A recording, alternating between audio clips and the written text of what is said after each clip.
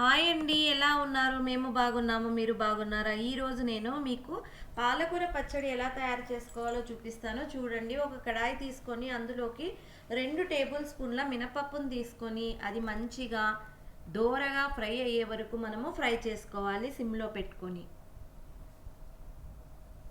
ఈ విధంగా మనము సిమ్లో పెట్టుకొని ఫ్రై చేస్తూ ఉండాలి. పాలకూర మనకు చాలా మంచిది ఆరోగ్యానికి.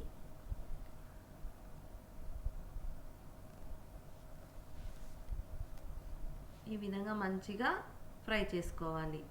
ఈ విధంగా ఫ్రై చేసుకున్నటువంటి దానిని మనం ఒక ప్లేట్లోకి తీసుకోవాలి. తర్వాత అదే కడాయిలోకి మనము కాసింత నూనె వేసుకొని తర్వాత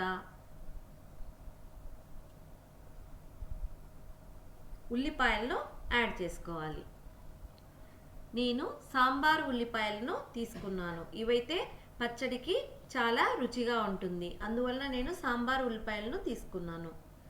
ఈ విధంగా తీసుకొని దానిని ఫ్రై చేసుకోవాలి.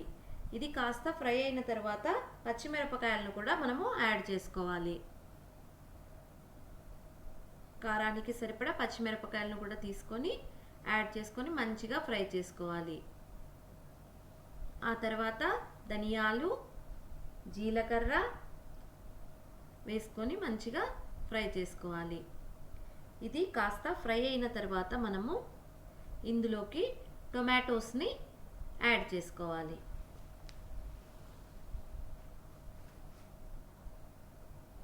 పాలకూర టమాటా పచ్చడి చాలా రుచిగా ఉంటుంది. అది రైస్లోకి కానీ చపాతీలోకి కానీ చాలా చాలా బాగుంటుంది.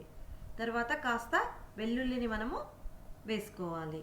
ఒక 4-5 వెల్లుల్లిపాయను వేసుకోవాలి, పాయలను.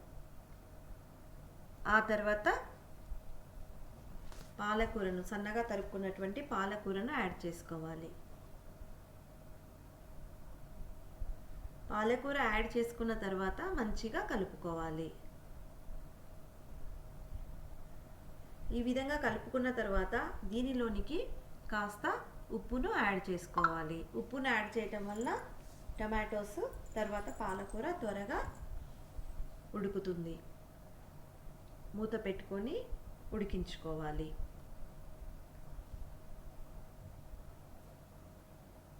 ఈ విధంగా చూడండి, ఎంత వాటర్ వచ్చిందో ఆ వాటర్ మొత్తము ఇమిరిపోయే వరకు మనము ఉడికించుకోవాలి. ఇది చాలా రుచిగా ఉంటుందండి పచ్చడి.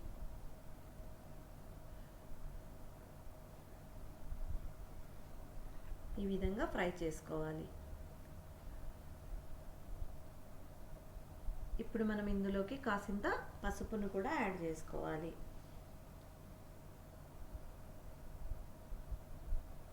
ఇలా మంచిగా ఉడికించుకోవాలి. తర్వాత స్టవ్ బంద్ చేసి ఒక మిక్సీ జార్ తీసుకొని అందులోకి మినపప్పును తీసుకొని దానిని ఈ విధంగా పౌడర్ చేసుకోవాలి. తర్వాత కాసింత చింతపండును కూడా యాడ్ చేసుకొని మిగతా మిశ్రమాన్నంతా కూడాను ఇందులోకి వేసుకొని ఈ విధంగా పేస్ట్ చేసుకోవాలి. బాయ్ అండి.